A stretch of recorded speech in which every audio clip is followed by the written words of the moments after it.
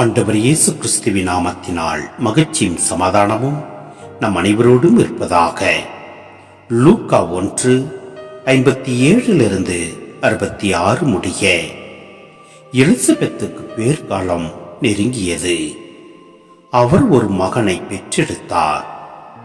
ஆண்டவர் அவருக்கு பெரிதும் இரக்கம் காட்டினார் என்பதை கேள்விப்பட்டு சுற்றி வாழ்ந்தோரும் உறவினரும் அவரோடு சேர்ந்து மகிழ்ந்தனர். 8ஆம் நாளில் அவர்கள் குழந்தைக்கு விருத்த சேதனம் செய்ய வந்தார்கள். செக்கரியா என்ற அதன் தந்தையின் பெயரையே அவருக்கு சூட்ட இருந்தார்கள். ஆனால் அதன் தாய் அவர்களை பார்த்து, வேண்டாம், அதற்கு யோவான் என பெயரிட வேண்டும் என்றார்.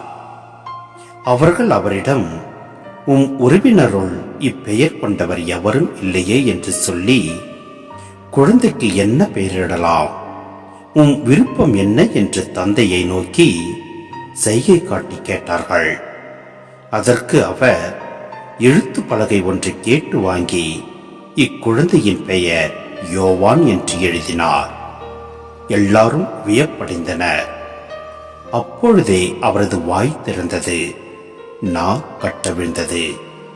அவர் கடவுளை போற்றி புகழ்ந்தார்.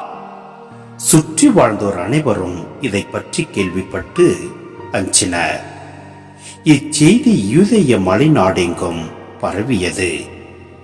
கேள்விப்பட்டவர்கள் யாவரும் இச்செய்தியை தங்கள் உள்ளங்களில் இருத்தி, இக்குழந்தை எப்படிப்பட்டதாக இருக்குமோ என்று சொல்லிக் கொண்டார்கள்.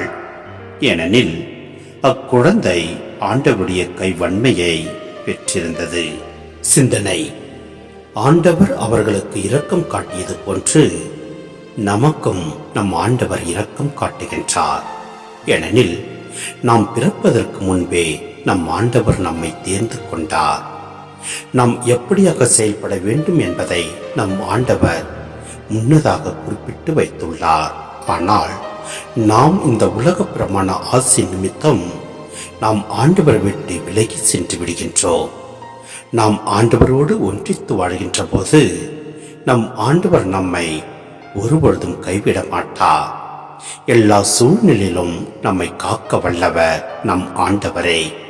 அவரே நம் மீட்பர். ஏனெனில் அவர் நம் பாவங்களுக்காக இவ்வுலகிற்கு இறங்கி வந்து நம்மை மீட்டெடுத்துள்ளார். ஏனெனில் நாம் அனைவரும் ஆண்டவரிடத்தில் அன்பு கொண்டு அவரது திட்டத்தின்படி நாம் செயல்படுவோம். எல்லாம் வல்ல இறைவன் நம்மை நிறைவாய் ஆசீர்வதிப்பார். ஆமேன்.